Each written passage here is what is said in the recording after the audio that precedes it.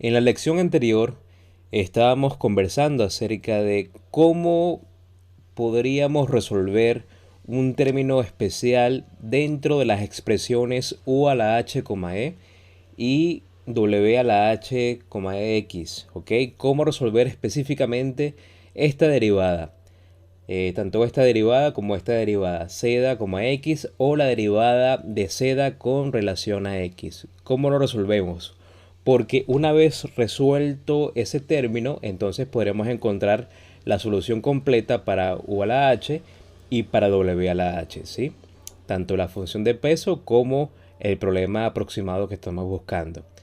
Otra forma de preguntar lo mismo sería cómo podemos mapear el subdominio omega e desde omega z. Es decir, cómo encontrar resultados en el dominio físico a partir del dominio matemático o biunitario. Cómo podemos encontrar un mapa que nos lleve desde este segmento que está acá a nivel matemático a un segmento físico que está por acá, ¿ok? Entonces, podemos decir que cualquier punto en el subdominio físico omega e puede ser obtenido como una xc de z igual a la sumatoria de desde a igual a 1 a n del nodo de los elementos de alguna función, y por eso tenemos este signo de interrogación por acá temporalmente, multiplicada por x a la a. Este a igual a 1 hasta este n de los elementos, ya lo hemos visto antes, corresponden simplemente a los nodos entre los cuales está delimitado el subdominio omega e, ¿ok? Estamos hablando básicamente de una sumatoria que va desde 1 a 2, solo que a nivel formal se establece como una sumatoria genérica que va desde 1 hasta el nodo de los elementos. Una función que vamos a resolver ahorita multiplicado por xe a la a. Y de hecho, este xe a la a realmente nos alude a unas coordenadas que son los nodos que están delimitando al segmento o al subdominio omega e. Es decir, que estamos hablando del nodo número 1 y del nodo número 2, o también lo podemos ver de una forma mucho más práctica como el nodo izquierdo del subdominio omega e y el nodo derecho del subdominio omega e, los cuales son equivalentes también en términos globales a una xe y a una xe más 1, es decir, a un nodo dado cualquiera y a su nodo inmediatamente superior, al nodo que está del lado derecho, ¿ok? A estos los llamamos nodos locales porque estaríamos hablándolos o definiéndolos desde el punto de vista del subdominio omega e. Pueden ser vistos simplemente como los dos únicos nodos de un subdominio, el nodo izquierdo y el nodo derecho. Y aquí estamos hablando en nodos globales, es decir, tomando el dominio completo omega, podemos tomar dos nodos que estén uno al lado del otro y llamarlos simplemente xe y xe más 1, ¿ok? Ahora, existe una correspondencia entre las coordenadas locales y las coordenadas globales. La coordenada local x1 se corresponde al xe y la coordenada local x2 se corresponde al xe más 1. Es decir, la primera coordenada local corresponde a la primera coordenada global y la segunda coordenada local se corresponde con la segunda coordenada global. Aquí lo podemos ver con mucha facilidad. Si tomamos el segmento o subdominio omega e, entonces tenemos que a nivel local tenemos un nodo x1e y x2e en el lado derecho, pero también en términos globales, si nosotros expandiéramos este segmento y tuviéramos una unión con otros subdominios, entonces esto puede ser perfectamente cualquier nodo xe y su nodo inmediatamente superior o siguiente, que sería xe más 1, ¿ok? Ahora, con relación a esta función desconocida que vamos a utilizar, debemos utilizar una función básica capaz de interpolar la geometría del dominio físico, es decir, una función que me permita acercarme lo más posible a la geometría dada de mi problema físico. Y para ello tenemos la libertad de escoger cualquier función básica, cualquiera, la que más me guste, pero lo importante es que se tiene que poder interpolar la geometría de alguna manera, de alguna forma, ¿ok? Ahora, lo más fácil sería elegir las mismas funciones que ya hemos trabajado para representar las funciones finito-dimensionales, es decir, los polinomios lineales que ya hemos utilizado antes, ¿ok? Que son los polinomios de Lagrange, que son fáciles de derivar y que hasta ahora hemos utilizado como una interpolación, que son las dos líneas rectas que van desde un nodo izquierdo a un nodo derecho, ¿ok? Que tienen en su conjunto, como son dos, en la mayoría de las ecuaciones conforman una X a nivel gráfico. Lo vimos en las lecciones anteriores. Así las cosas, entonces la expresión nos queda como cualquier punto xe en seda es igual a la sumatoria de las funciones básicas que ya conocemos en seda multiplicado por cualquier punto xe a la a. Ya sabemos entonces que estas son las mismas funciones básicas para representar a UH y WH. Y cuando usamos las mismas funciones básicas para representar las funciones finito-dimensionales, así como también, a su vez, para interpolar la geometría, tenemos entonces lo que se denomina una representación isoparamétrica, es decir, se usa la misma parametrización para ambas cosas, para representar las funciones finito-dimensionales y para interpolar la geometría. Todo lo anterior nos conduce a lo siguiente. Vamos resolviendo entonces la expresión anterior. Tenemos que x o la derivada de x con relación a seda o x, seda evaluada en el nodo e es igual a la sumatoria de la derivada de la función básica por algún nodo xe a la a. ¿Ok? Resolviendo esa sumatoria, tenemos que todo lo anterior es igual simplemente a esta, vamos a llamarlo, descomposición de las funciones básicas. Tenemos una función básica n1, seda multiplicado por el nodo 1 local más la función básica n2, seda o la derivada de la función básica n2, seda multiplicada por el nodo derecho o el nodo 2. ¿Ok? Simplemente esto equivale a esto que está acá. Seguimos trabajando y lo que hacemos ahora es resolver estas derivadas que habíamos concluido en la lección anterior que eran fáciles de resolver, porque en efecto la derivada de la función n1 con relación a seda sería simplemente la derivada de 1 menos seda entre 2, mientras que la derivada de la función básica 2 con relación a seda es igual a la derivada de 1 más seda entre 2. Y resolviendo estas derivadas, que es muy sencillo de hacer, obtenemos entonces, también agrupando los términos por supuesto, que x, seda evaluada en el nodo e es igual a x2 menos x1, ¿ok? A nivel local sobre 2. Ahora, en términos globales, esto es equivalente a decir que lo anterior es igual a x más 1 menos x a la e, ¿ok? Simplemente, si nos fijamos en esto, hay que darnos cuenta que x a la e más 1 menos x a la e no es más que la resta entre esta cantidad menos esta cantidad, o lo que es lo mismo, es la distancia o la diferencia que hay entre estos dos puntos. Es básicamente una distancia. Podríamos llamarlo incluso la longitud o tamaño del elemento, ¿ok? Y de hecho, todo este segmento de recta o esta distancia que hemos descubierto acá se denomina por convención h a la e. Esta h a la e en problemas unidimensionales se le denomina longitud del elemento. Vamos a observar mucho más adelante en el curso que cuando estemos mallando geometrías superficiales o geometrías tridimensionales, ya no se le conoce tanto como longitud del elemento, sino que se le conoce como tamaño del elemento, porque vamos a estar mallando no con líneas rectas, sino con triángulos o con tetraedros, ¿ok? Al nivel de la malla de elementos finitos.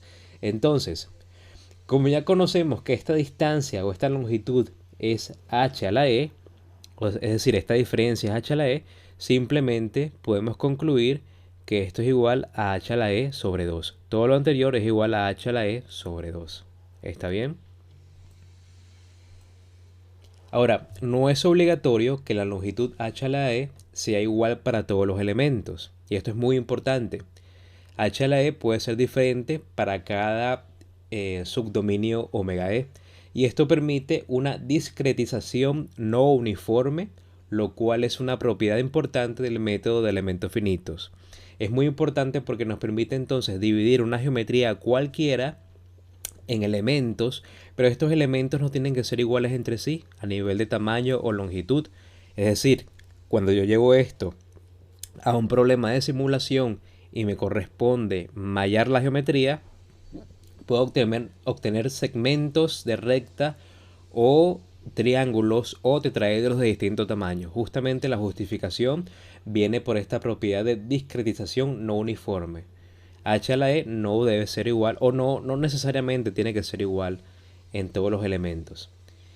Y entonces lo que hemos encontrado es que el factor de escalamiento del elemento del dominio físico, es decir, de este dominio físico relativo al escalamiento del dominio biunitario, es h a la e sobre 2. Es decir, la escala que esté utilizando para llevar esta dimensión o este dominio o este mapa, por llamarlo en términos un poquito más prácticos, supongamos que este dominio biunitario es un mapa. Si yo quiero traducir este mapa o escalarlo al dominio físico, el factor de escalamiento es nada más y nada menos que h a la e sobre 2. Y es una constante, h a la e sobre 2 es una constante porque hemos utilizado interpolaciones lineales con las funciones básicas, que eran funciones lineales justamente. El mapa isoparamétrico también tiene otra propiedad y es que es invertible. Entonces, eso significa que la derivada de z con relación a x es igual a la inversa o al inverso de la derivada de x con relación a z. Es decir, ambas derivadas son el opuesto de la otra o el inverso de la otra. Ahora, volviendo a las expresiones del principio, tenemos ya más o menos qué significa esta z, x o esta derivada de z con relación a x, porque hemos descubierto que gracias a lo anterior y gracias a esta propiedad invertible, entonces z, x es igual a 2 sobre h a la e. ¿Sí? Es simplemente el inverso de la derivada de x, z. Ahora, ensamblamos las integrales que queríamos resolver desde un principio, las integrales que eran difíciles de resolver porque no conocíamos cuál era el valor de esta expresión. Consideremos la primera integral o la siguiente integral, que es el primer término de la forma débil, ¿no? La integral que va en todo el subconjunto o subdominio omega e de w a la a, x por sigma a la h por el área a de x. Podemos trabajar un poco el término sigma a la h y sabemos que sigma a la h es en realidad la multiplicación de e por esta u a la h, x, ¿ok?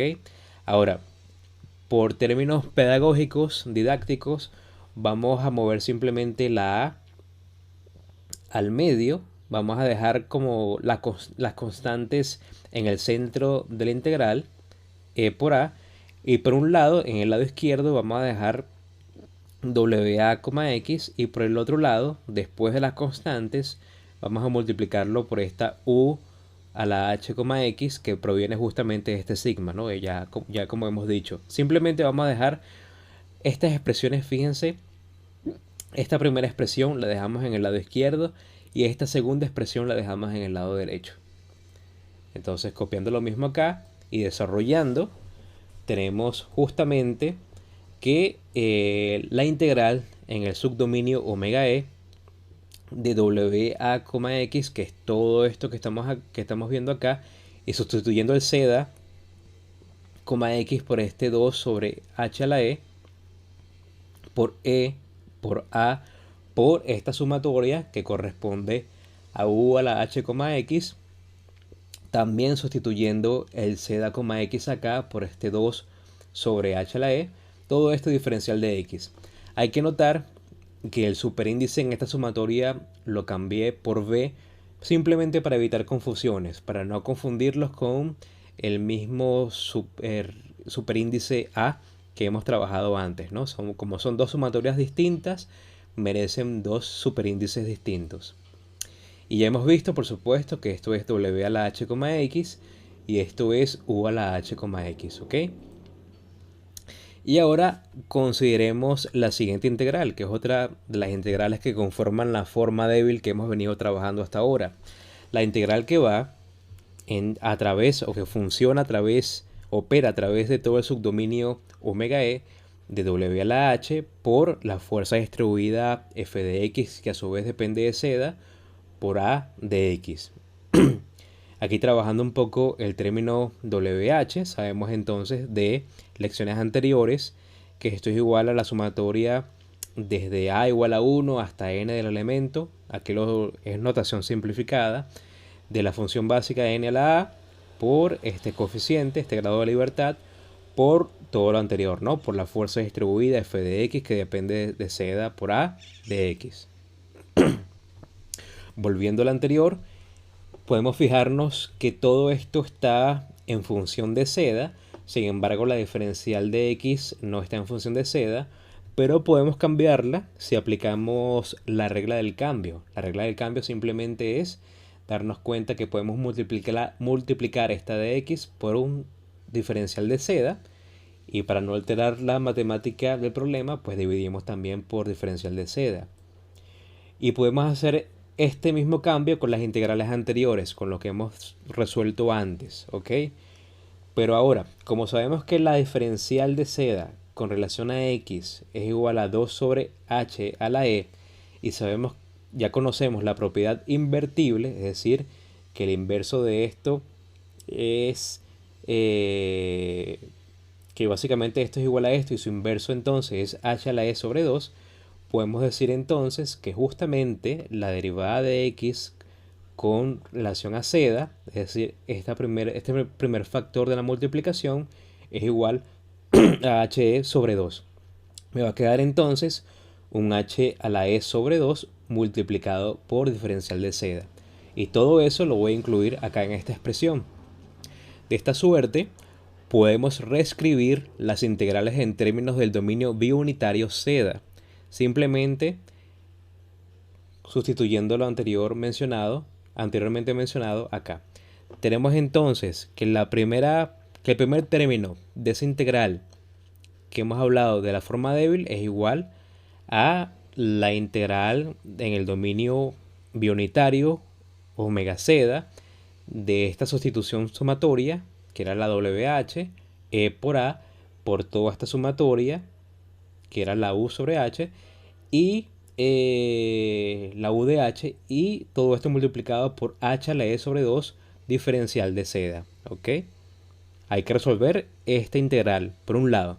Y por otro lado, hay que recordar también, fíjense que acá la multiplicación, estas son constantes, la multiplicación de este término por este término se cancela, esto y esto es igual a 1, ¿ok?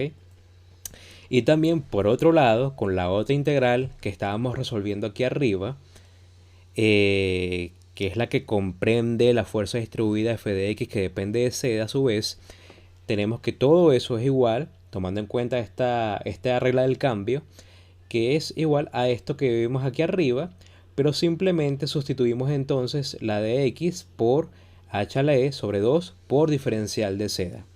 ¿Ok? Entonces al final poco a poco nuestro problema principal se va resumiendo en resolver esta integral por un lado y resolver esta otra integral.